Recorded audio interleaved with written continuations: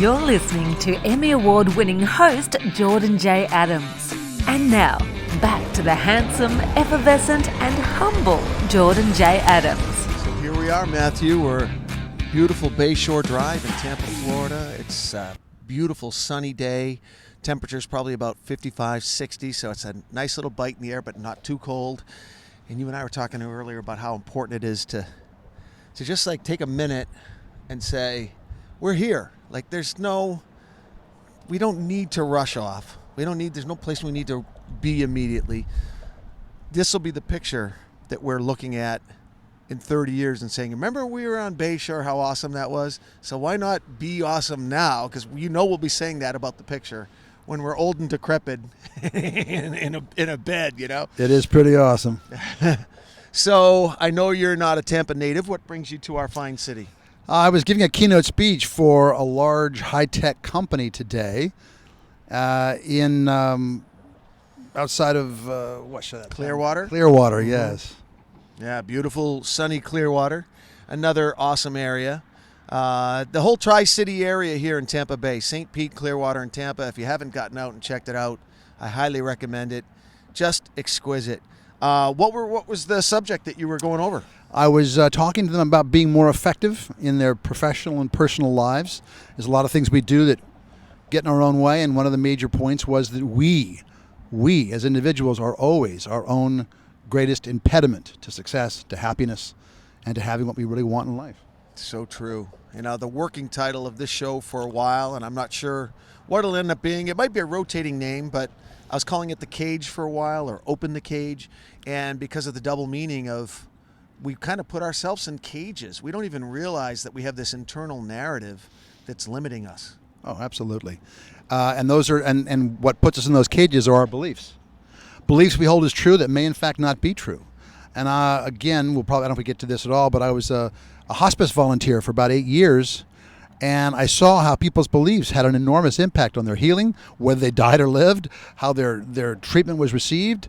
I mean, it was enormous. It cannot be understated, the power of belief and what we hold as true. Yeah, I mean, they now have shown that there's no doubt, it's been scientifically proven, that beliefs alter your brain physically, and they change your chemistry.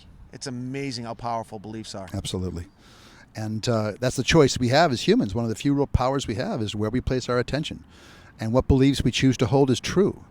And you look at someone, you think, wow, they're out of touch with reality, but they could either be a genius or truly someone who's unstable. And the only difference is how the world responds to them. So I'm sure Elon Musk, at times has been people have said he's crazy, but look what he's doing now. Stephen Jobs, same way. George Lucas, Bill Gates.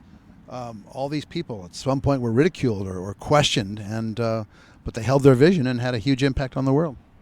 When you come to towns and you speak, and we'll talk about your trajectory in just a little bit here, but when you come to towns and speak, what are the bullet points that you try to get across to people? What are the biggest needs that you're finding? Not only in the corporate world, but just in general when you're speaking with people? Okay. I try to customize. I've never given the same speech twice, and I customize all my keynotes to the needs of my clients, if they're corporate clients, or if it's an organization. I try to customize it. But your question is a good one, and I think if I had to answer that as candidly as I can, I think everyone is looking for tools and permission to be more effective. They're looking for permission to be great. They're looking for support to be great and to have some more success in their life. And I think they're also looking candidly for security and for comfort. And that's not necessarily a bad thing if it doesn't become everything, A little bit of security and comfort goes a long way, as long as you don't camp out there and limit other opportunities because you want to feel safe. But, people are largely the same, with exceptions. But, we're all looking for love and nurturing and community and support and acknowledgement from our colleagues, from our friends, our families, and our clients. I know you've taken big risks in your time, and you've got big rewards. But I also know that you've had some real hardship as well. Let's start from the early years. We'll go on the Wayback Machine. Tell us, where you were born, where you were brought up, what your family life was like. Okay.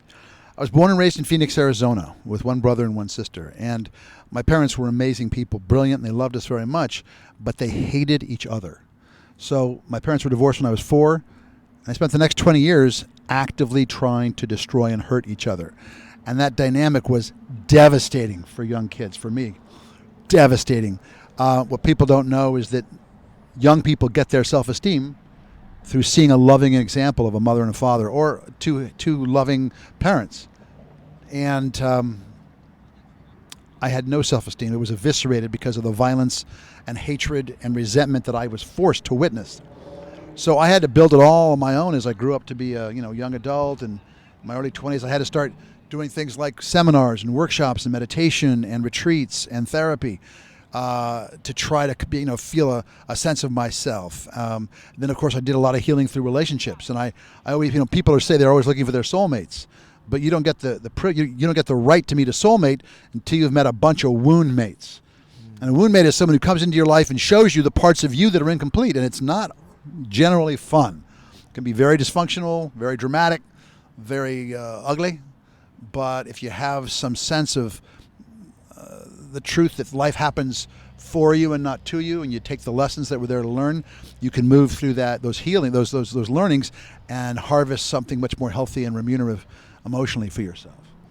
What were some of the wounds that you experienced, given the fact that you watched your parents, try to hurt each other for 20 years? What would you say were some of the primary wounds? I had no good models for love, intimacy, or marriage. And therefore, when I got into a relationship as a young adult, my 20s, I would attract very wounded women, because that's what I was. So, of course, they had to be the same as I, or I wouldn't have attracted them. And, of course, anytime we worked to a place where love peeked its little head out, I hit the road. I would sabotage. I would do some really awful things to get the hell out, because the whole notion of love was literally terrifying for me. So thank God that pattern was complete. Because I was somewhat introspective and got a lot of help. I saw that pattern. In fact, over a 10-year period, I had 3 major relationships. And the first one was a woman, really wonderful, but she was raised by a mentally ill mother who tortured her, put her feet in boiling water and crushed her hands in boxes, was eventually taken away by the police, as she ran screaming naked through the town. The second one was a woman who was sexually abused by her neighbor as a young girl. And the third was a woman who'd been incested by her grandfather and had huge wounding in that area. And I looked back over that 10-year period, and I said, wow, look at this pattern. It kept coming back around, all these really wounded women. I said, I wonder why that pattern's there. And I finally realized that they were reflecting me. I was that wounded bird. It wasn't just them. I had at least 50% of responsibility for that. And once I saw that pattern, I made some significant changes, and my next major relationship was the woman I'm married to today. And I'm not saying the marriage is perfect, because it's not. I've never met a marriage that's perfect, but it's loving, it's nurturing, it's caring, it's committed, it's monogamous. I'm very happy in it. Would you say that the demonstration that your parents were giving you, were you associating that with love? Were in your mind, were you saying this is what love is? Well, I always were told that, a husband and wife or mother and dad love each other. So maybe on some level, yeah. I just knew I didn't want any part of it. If you're raised where you're getting beaten up every day, you're going to do everything you can on some level, unconsciously or consciously, to avoid those chances of getting beaten up. And I will say this, I was a kind of an undersized kid growing up. I was terrified of getting beaten up. So I developed a real sense of humor, to keep people laughing instead of smacking me around. And then when I got a little older into college, I started taking martial arts. I studied Aikido. I was very good. I was very good at it. And there was a huge moment in my life where I realized that my skill as a martial artist was not going to get me where I needed to go. And this is huge in the fight world as well. Fighting is a metaphor for life. And we always have a choice in almost every situation, whether we fight or we find other more creative ways to handle conflict. And this particular one, because I wanted to face my fear of getting beaten up, and I was lifting weights, and I was the heaviest I ever was in my life at my junior year in college, and studied martial arts, and I was a bouncer, believe it or not, in a bar in Boulder, Colorado. And it was called Anthony's, the Harvest House. Anthony's Gardens, the Harvest House. And then on a busy Friday afternoon, we had 6,000 people there. We had 37 bouncers, and I was by far the best bouncer because I loved people, and I liked talking to them, and I would always talk them out of the bar peacefully instead of having to grab them and carry them out. And I had a bunch of backup too. But one night, it was like a Wednesday night, I was on loan. It was like 2 in the morning, about to close. And there was this group of 4 at a table, two guys and their dates. And these guys were large guys, 6'3", 6'4", 240, 250, big boys. And they were drinking, and they were ex-Vietnam vets. And the waitress came up and said, these guys are being abusive and I can't handle them. So I walked over and I said, I realized I couldn't myself throw them out of the bar. So I made the comment, probably unwisely so. I said, you think at your age you would learn how to act in public? And I walked away, and sure enough, this one guy, he was kind of trapped between his buddy and his girl. He tried to get out of the booth and he couldn't. He finally gets out, and I'm already across the bar. And he starts coming at me full speed in a drunken fury. And I picked up a Michelob bottle. Michelob beer at the time had a very unique bottle. And I was going to hit it over his head. He was coming right at me. And they say things slow down. It's true. It got really slow motion. And I had just begun a meditative practice. And I was given a word, a very ancient and very sacred name for the divine. And as he plants his foot and brings his fist back, I start chanting it silently to myself. And his fist comes forward and stops about 6 inches from my face. And he starts screaming, I was going to kill me. I'm just chanting that word. And the word is Hu, H-U. It's a very ancient, sacred name for the divine. And I was chanting Hu. And after about 6 or 7 seconds, he puts his hands down, and I walked him out of the bar. So I spoke to someone in our community that was farther along on the path than I, and I said, what happened? They said, by chanting that word, I raised my vibration energetically. He physically could not have touched me. He was at a very low vibration of anger and drunkenness. And here I'd elevated mine to one of love and acceptance. He physically could not have touched me. And I realized the power. I mean, martial arts is great. We're going to talk more about fighting. But it's the power of spirit, the power of the heart. That is the true protection and the true power we have. So you've developed this wonderful skill to talk your way out of trouble. Yes. You've talked your way out of trouble with your sense of humor with the young kids, when you were younger, with the bullies at that age, and then working as a bouncer. So you have this gift of verbal abilities, verbal acuity, verbal skills, dexterity, and that how ironic that has been applied now later in life as you've gotten older. You're still, like just literally this morning here in Tampa, went and spoke for 2-3 straight hours to a huge group of people.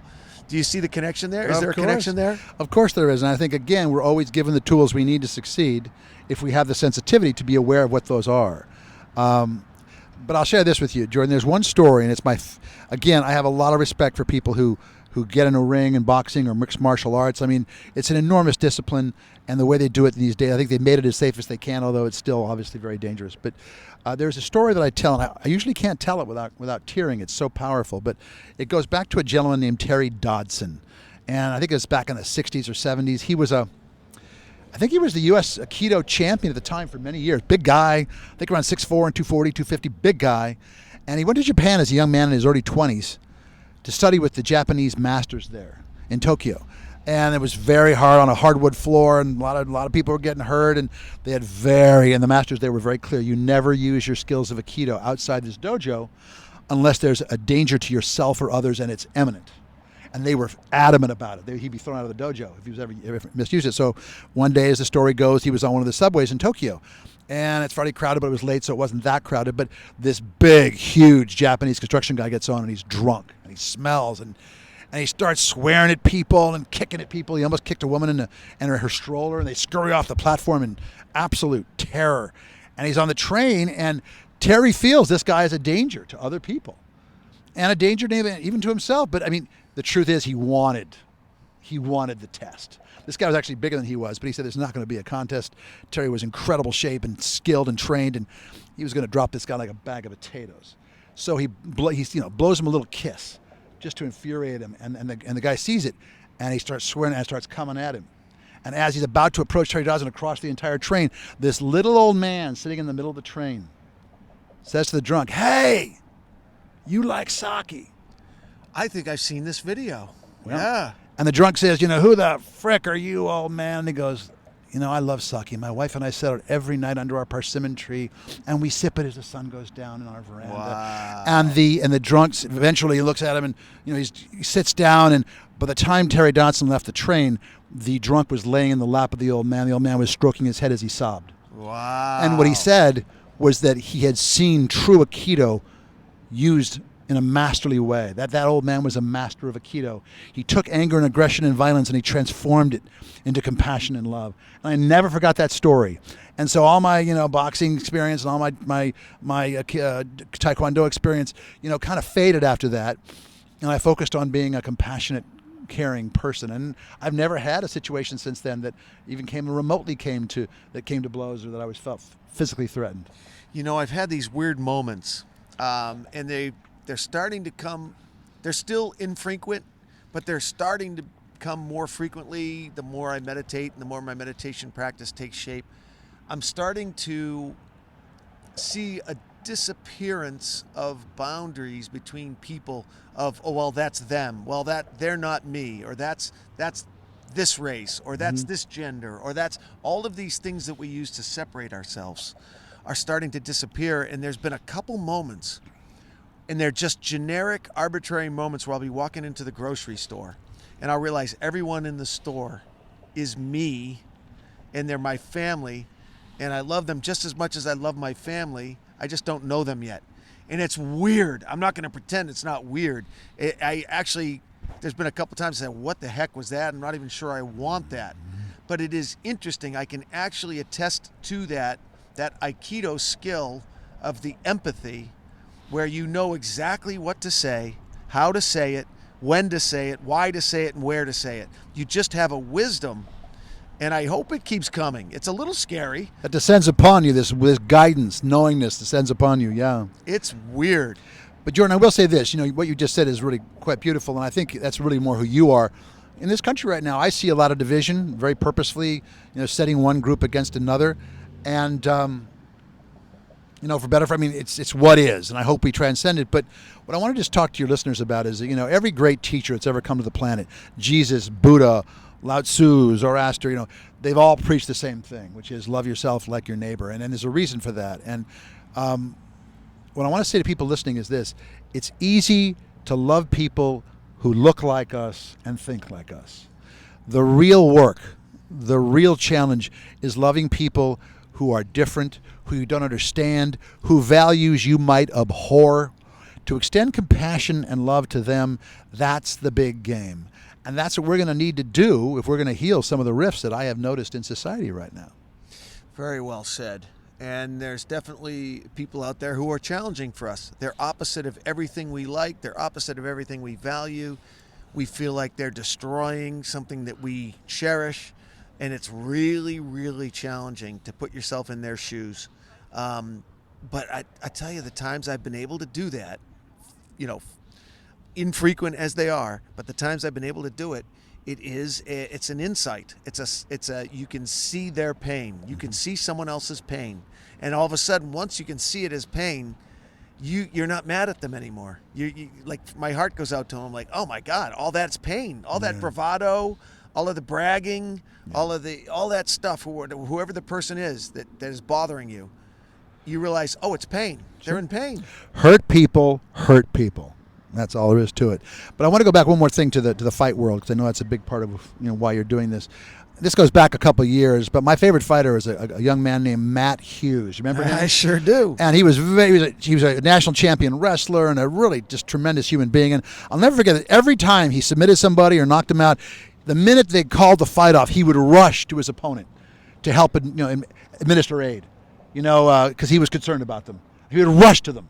And I never forgot that. He fought hard, he fought with intention, but when it was over, boy, he did the best he could to assist and support. And I just always thought that was a wonderful example. You have other fighters who have admitted they like hurting people. It's in their DNA, they like it. And I'm not going to judge them, that's who they are, and they're going to find their way, and they'll find that's going to be a good formula for them, But Matt Hughes was very different. And Mike Tyson, who I have to believe, maybe the most ferocious fighter ever, has come to a place now in his life where he said this wonderful quote. He says, "You either walk this life with humility or life will dress humility upon you." And, someone like that who's seen the dark side of life, who grew up in a violent environment, to come to that place after the life he led, that's very inspiring to me. Absolutely. And before we go too much further, we're about halfway through now. Matthew, give us your website, and if people want to get in touch with you, if they want to have you come and speak at any of their events, or just get to take a look at some of your work, where would they go? Well, I have a Facebook page called Matthew Mitchell, 2 T's in Matthew, 2 L's in Mitchell, Matthew Mitchell Transformational Speaker, and that's on Facebook. And then my actual website is www.matthewmitchell.com, and that's going to be under construction a bit, but you can still see some videos of me speaking, and you can contact me there, absolutely. Awesome, awesome. You triggered a funny story when you said how Matt Hughes would go to his opponent to administer aid after he'd beat him up. Mm-hmm. There's a guy here in Florida. His name is Tommy Sauer. They call him Trauma. He's an EMT guy, and he's a fighter. He's a heavyweight fighter. He's a really nice guy. He would literally, and this literally happened, he broke someone's arm in the fight, and he was the one who set the arm. Like he literally administered the aid. He broke the arm. The fight's over. Okay, no hard feelings. Let me fix the broken arm that I just broke. Crazy. Trauma, it's crazy Tommy stuff. Sauer. Crazy stuff. So we'll move further down the timeline. We've talked a little bit about your childhood, the ability to talk yourself out of trouble, a great skill set to have. You've been able to apply it in the workspace. So tell us a little bit about what you're doing for work. I remember back in the day when we both lived in Los Angeles, and I would see you at get-togethers. I knew you were an executive with Encore Media, which is one of the preeminent video companies in California. Tell us a little bit about what you're doing career-wise. Well, at that time I was in the film industry. I spent 3 years working for George Lucas at Lucasfilm. Had an office at Skywalker Ranch and an office in LA. It was very exciting. I had very high-profile clients. And then I did spend time as the VP of Television Post for both Encore Video and Modern Video Film. At the time, they were the 2 preeminent post-production houses in Los Angeles. Left the film industry, and I was giving a speech one day for a company called Corporate Express. It was a large audience, maybe 300 people. And in the audience was this guy who was the VP of consulting for a consulting company. And afterwards, he told me how much he enjoyed what I had to say. And he said, maybe you should come to work for us. And I said, well, why would I ever want to do that? And he said, because we'll give you 100 days a year. And I said, we need to talk. So that began a 16-year journey working for, having consulting companies as my clients and traveling around the world and teaching their curriculum. So I've taught a lot of the Fortune 500 all over the world, and had a chance to really get to know people from all over the world and different corporate cultures and different challenges. I've seen a lot of challenges that companies face, and they're different but also eerily similar. And it gave me a lot of perspective and a lot of confidence that with the right approach, you can support and heal and nurture just about any situation. We know you've had a huge success. We talked about that in the bio at the beginning of the show, and we'll give people links to go to a lot of your work in the show notes and to look at some of the companies that you've worked for. But it wasn't always easy. When they see all these big successes, it's very easy for people to put out their best stuff on Facebook or Instagram or LinkedIn. You put your happy face on. Everything is smooth and rosy here on this end. We're doing just fine. Thank you very much. But it wasn't always that way for you, was it? No, actually, no. I've had a number of times in my life we've been hugely challenged. And again, everyone has their challenges. Everyone has their cross to bear. And, even look at the royal family. They have their cross, tremendous scrutiny, tremendous criticism, tremendous, idle gossip and hurtful things. So no matter how big the silver spoon is in your mouth, everyone's got their cross to bear. So I never forget that. Mike Tyson's was different than others. But there have been a number of times that were very challenging for me and my wife. But maybe the most was back in around 2000, 2001 when we had a dot-com bubble burst. And I was neck deep in the market on margin when it did. And when the market reversed, we basically were financially devastated. We almost lost our home. We're almost homeless. I mean, it was just a devastation. It was the hardest time of my life. I had just lost my job at the time. And it was a time of just enormous financial pressure. And being raised kind of poor, that was hard on me. We navigated our way out of that, but it wasn't like I had a vision and I went and acted on it. What I learned to do at that time, I was so beaten down that I just surrendered. And I gave it up to whatever higher power you believe may exist. And I asked to be guided, and sure enough, as I was patient, things shifted and I was taken in a whole new direction and a whole new discipline, and success followed thereafter, and I was so grateful. So what I'm trying to say to people here is that you look at people like Elon Musk or Stephen Jobs that have a great vision, they manifest it, and I have enormous respect for that. But many of us simply, there is already a plan for us if we have the humility and the patience to get quiet and ask for guidance. Life will provide that guidance for us. Now, if that's a little too woo-woo for some of your listeners, I get it, but it's proven again and again and again to work for me. And if you start cultivating your inner resources through things like prayer or meditation or yoga or anything that's going to help you look inwardly, I think you will find that resource will be there for you when you need it. And there are a lot of, well said, and there's a lot of resources in the exterior as well, and it's just a matter of sort of, if you can just see a little light at the end of the tunnel when you're in your lowest, and try to, and understand that there's a lot of people there who you might not even know who would help you, and would reach out, if you can reach out to them, would reach out back to you and would want to help you. Anyone who's been down and out and dug their way out, especially, are anxious to help you. They're anxious to share that, because they're so grateful. Yeah. The more grateful I become, the more I want to share, that, hey man, there's light at the end of the tunnel, because I had my dark times too. And, the more light you get, the more you want to share the light, and it becomes kind of this positive spiral upwards. And if people can just grab one little glimmer of that light and start reaching out, I think, you always hear people who get super dark, they feel like disconnected, they feel like there's no one who cares, or you just feel like I don't even feel like a part of this. And it's like feeling a part of, that's kind of what we were talking about earlier. When when I was saying I'd go to a Publix or go to a grocery store and feel connected to everyone in the store, feel like, wow, we're all one. That's connection. The disconnect is feeling like you're not connected to anybody. And that's, we're social beings. Mm-hmm. Homo sapiens, we're tribal. Like if you're out on the plane by yourself, you're not going to be on that plane long, right? Like if you're a loner, there's no such thing as loner back in the day. 100,000 years ago, you better not be a loner, because your tribe is what keeps you alive. Mm-hmm. So I could see how people get dark if they feel disconnected.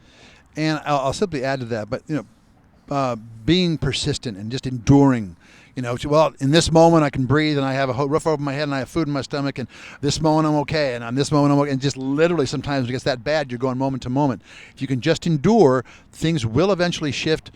Most of the time. There are some, like if you were in the concentration camps during the Second World War, it might not. You might be killed before it got better. But most of the times that are not quite that dire, if you just hang on and endure, there's going to be a shift. But I will say one more thing, because what you said reminded me of this. I was always, because of democracy, I'm a kind of a big democracy guy. I was always very pro-Israel. They were the only democracy in the Middle East. They were a staunch American ally, and I was very pro-Israel. And I started volunteering when I was, in New Mexico, in Santa Fe, where I live now, for an organization called Creativity for Peace. And what they do is they take 8 Israeli girls and 8 Palestinian girls into the high desert of New Mexico for 3 or 4 weeks, and they give them incredible training, and they come together and they bond, and they have really candid dialogues about the hatred and frustration they feel, and these girls are transformed. And I've witnessed this for a number of years now, and I've volunteered for the organization. And what the message was from these wonderful, wonderful, brave girls was, stop taking sides. Just support both sides to resolve this. And what is so interesting is that after years of being around these girls, I now see films of riots in the West Bank, riots of Palestinians, and I am amazed how beautiful the Palestinian people are. I completely see them differently now. I can no longer root for one of them. It's like rooting for your left hand over your right hand. We are just one, and I've given up all this prejudice around the situation. Now, again, I'm one person, and if we need another couple million to do that, to make a change, but it starts with one person, and so I'm sharing it now on this podcast. Yeah, I agree 100%. It's the more inner work I do, and I'll ask you about your practice in a second. The more inner work I do, the more I practice sitting on the couch, sitting on the cushion, meditating, giving props to the Buddha. The more I do that, the less manipulated manipulatable I am. It's like I start seeing these manipulations in the media to try to get me to hate another group. Mm-hmm. And the more I just get quiet, just get honest and observe my thoughts dispassionately. Just watch the thoughts, watch them come and go. The more I do that, the more I just feel connected to people. And now when someone does a hate message, it hurts more. It bothers more. I see it more for what it is. It's like, wow. But now I'm seeing that person as wounded rather than just an angry jerk. I'm seeing them as wounded.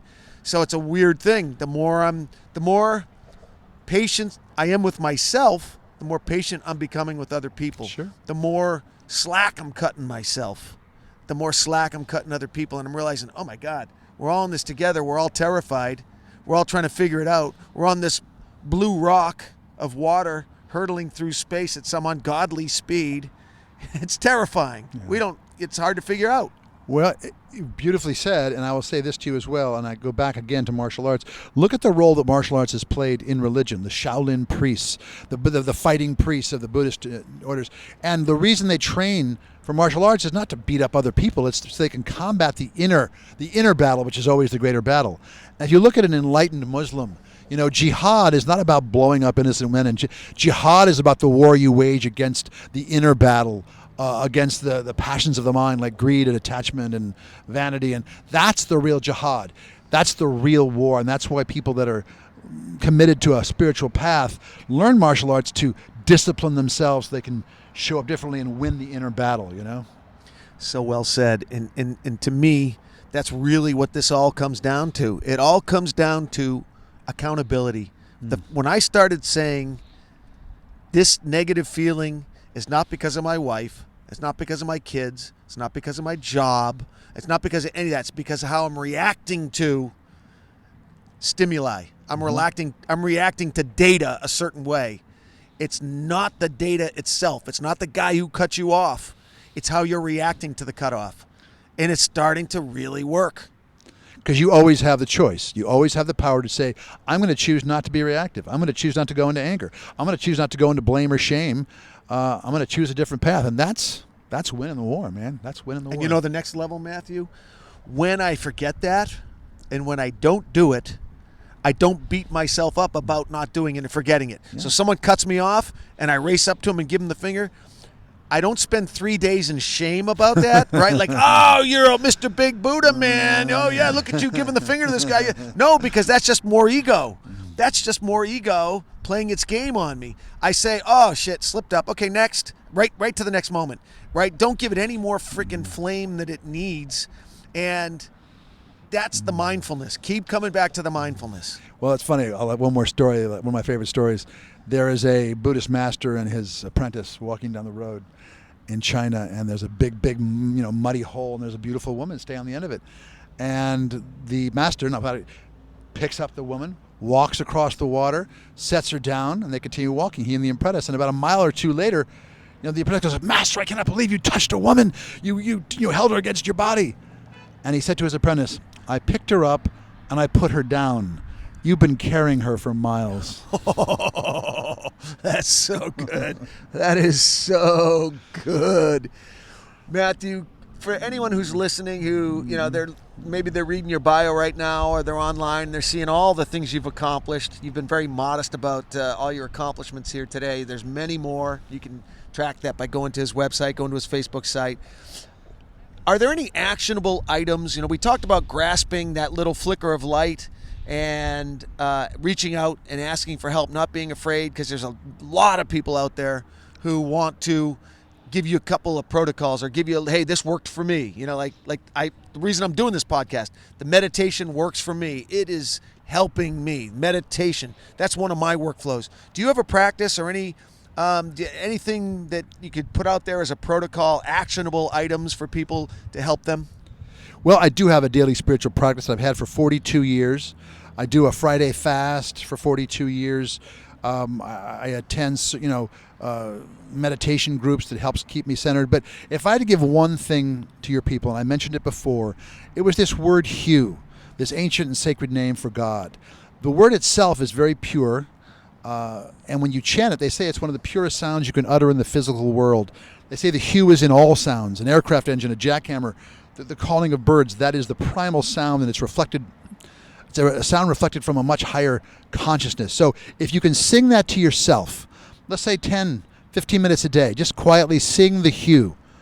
I think you might see a huge shift in your life and how you won't be as activated by things that used to activate you, or you'll have more patience and compassion. And then when those times come that you are challenged in the moment, instead of reacting with anger and frustration, chant the hue. I think you might see a huge difference in the quality of your life. And so because you wanted something to take away, that's a very simple, very powerful technique. I love it. I love it. And it sounds very similar to the Eastern philosophy of having a mantra, Exactly. something that you come back to, and it gives you a little something to hold on to. So when that dude or that dudette cuts you off on the road, instead of being Pavlov's dog and salivating at the ringing of a bell, that's what the cutting off is. The bell is ringing. Instead of having that instant lizard brain fight or flight reaction, like you were talking about earlier about reactivity and reaction, instead of having the reaction, have that thought of, maybe that guy's racing his kid to the hospital.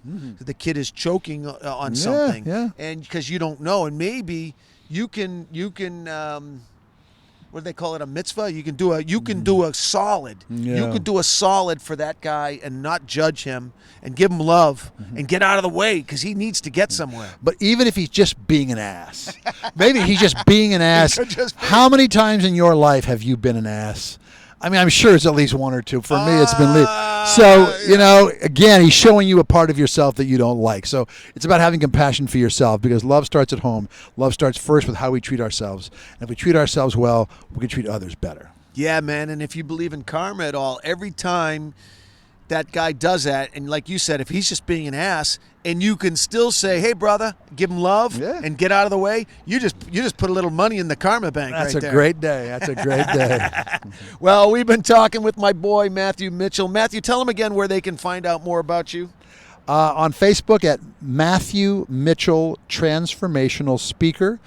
On the web at www.matthewmitchell.com. He crushed it in LA. He crushed it in Hollywood. He's shown on the physical level how to go out and get exactly what you want and fulfill your dreams on the physical level. He's now doing it on the inner level now. He's now looking inward, and he has lots of great workflow for you if you decide you want to start doing that yourself and taking more accountability and, frankly, becoming happier. I wholeheartedly endorse him and check him out. Thank you, my brother, for coming out. Thank you, Jordan. All right. For our full schedule of fights on the NBC Sports Network, CW and ABC affiliates, visit UnitedFightAlliance.com. United Fight Alliance. United we fight.